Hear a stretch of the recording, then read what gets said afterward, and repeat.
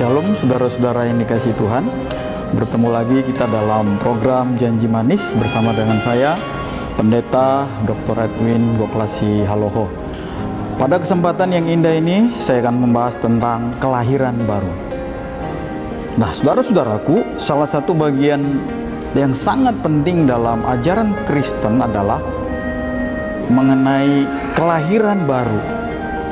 Akan tetapi, ternyata pemahaman kelahiran baru ini sangat beragam. Ada yang mengatakan bahwa kelahiran baru itu ditandai dengan baptisan selam. Orang yang memegang pendapat ini berkata bahwa kelahiran baru itu nyaris diidentikan dengan baptisan selam. Jadi kalau waktu kecil dia masih baptis percik, setelah dewasa kemudian dibaptis ulang atau baptis selam, lalu itu diidentifikasi sebagai kelahiran baru. Apakah benar demikian? Nah, pendapat lain mengatakan bahwa kelahiran baru ditandai dengan berbahasa roh. Mereka berpendapat, atau kelompok yang memegang pendapat ini berkeyakinan bahwa seseorang yang berbahasa roh sudah lahir baru. Apakah benar demikian dikatakan oleh Alkitab? Nah, saya akan bacakan saudara-saudaraku sebuah ayat yang dari ayat inilah kita akan belajar. 1 Petrus 3 ayat 4 dikatakan, "Terpujilah Allah dan Bapa kita Tuhan Yesus Kristus, yang karena rahmat-Nya yang besar telah melahirkan kita kembali oleh kebangkitan Yesus Kristus." Kita harus belajar, saudara-saudaraku, melahirkan kita kembali oleh kebangkitan Yesus Kristus dari antara orang mati kepada suatu hidup yang penuh pengharapan, untuk menerima suatu bagian yang tidak dapat binasa, yang tidak dapat cemar, dan yang tidak dapat layu, yang tersimpan di surga bagi kamu. Nah, menurut ayat ini, menurut pembacaan kita ini, yang melahirbarukan kita itu adalah rahmat. Rahmat itu anugerah. Dikatakan tadi, melahirkan kita kembali oleh kebangkitan Yesus Kristus karena rahmat-Nya, anugerahnya. Yang melahirbarukan kita adalah anugerah. Anugerah itu berdasarkan atau berpijak, berlandaskan kepada kebenaran Yesus bangkit dari kematian. Itu yang melahirbarukan kita. Supaya apa? Supaya kita memiliki sebuah pengharapan, bukan pengharapan di dunia, pengharapan kekal di surga. Jadi lahir baru itu bukan main-main gitu ya. Lahir baru itu adalah suatu peristiwa di mana kita hidup dalam pertobatan, saudara-saudaraku. Terjadi pembaharuan budi, pembaharuan pikiran, sebagai akumulasi dari pemahaman kita tentang kebenaran. Ingat, saudaraku, bahwa bertobat itu adalah perubahan permanen, bukan jatuh bangun. Dari ulat ke pompong, kupu-kupu yang indah, kupu-kupu nggak balik jadi kepompong, kupu-kupu nggak balik jadi ulat. Seperti yang saya katakan tadi, saya tidak menuduh gitu ya, atau renungan ini tidak bermaksud melukai ataupun membuat kontradiksi. Tidak sedikit yang sudah saya perhatikan, orang yang mengaku bahwa dia sudah lahir baru, ditunjukkan dengan berbahasa roh. Maaf ya, kelakuannya jauh dari memuliakan Tuhan. Kalau dia bekerja, pelayanan dijadikan alasan.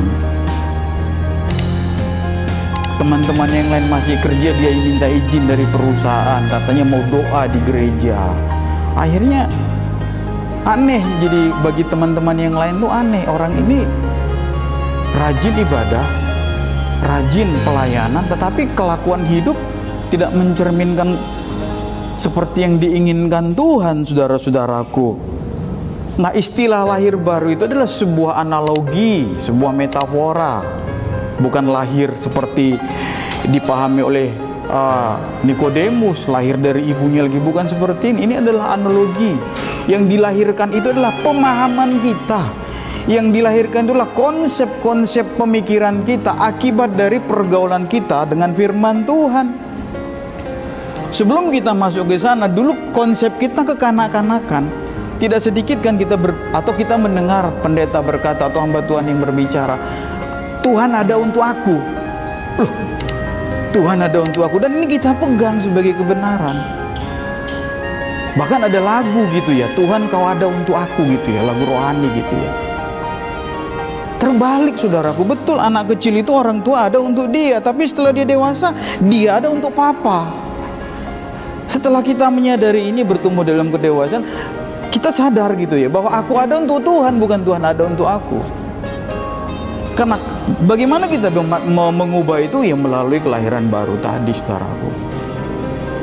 Jadi penting sekali untuk memahami bahwa ketika kita belajar tentang lahir baru, intinya adalah bagaimana mengubah seluruh persepsi kita tentang kebenaran dan kita menghidupi kebenaran, lalu terjadilah perubahan perilaku atas hidup kita.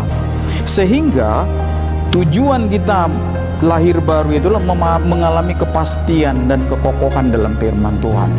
Dalam iman kita tidak terombang-ambing lagi saudara-saudaraku. Jadi kita tidak mempersoalkan lagi perkara-perkara duniawi ini. Kalaupun kita mempersoalkannya dalam sudut pandang yang benar. Kolose 3:23. Jadi kalau kita menikah, memiliki anak, bekerja dengan sebaik-baiknya, sekuat-kuatnya, bukan untuk memuliakan diri lagi, tetapi untuk memuliakan Tuhan. Kolose 3:23 itu ya. Kolose 3 ayat 23. Apapun yang kamu kerjakan, kerjakanlah seperti untuk Tuhan. Jadi kalau kita berkata kelahiran baru, artinya kita siap untuk hidup seturut kehendak Tuhan. Terjadi perubahan-perubahan dalam perilaku hidup kita. Hidup kita utuh dipimpin oleh Tuhan. Saudara-saudaraku, kiranya renungan singkat ini mencerahkan kita. Kita tidak tahu sebetulnya kapan kita lahir baru itu. Tidak tahu, bukan sebuah momentum lahir baru begitu ya, bukan. Tetapi sebuah perjalanan proses hidup.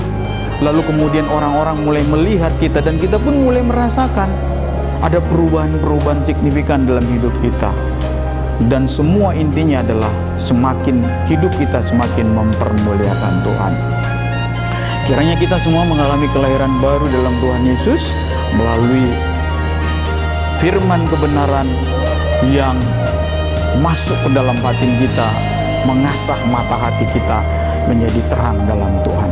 Terpuji nama Bapa di surga. Mari kita berdoa, saudara-saudaraku. Bapa yang bertahta dalam kerajaan surga, terima kasih untuk pengajaran-Mu. Kami rindu dilahirbarukan oleh kebenaran-Mu.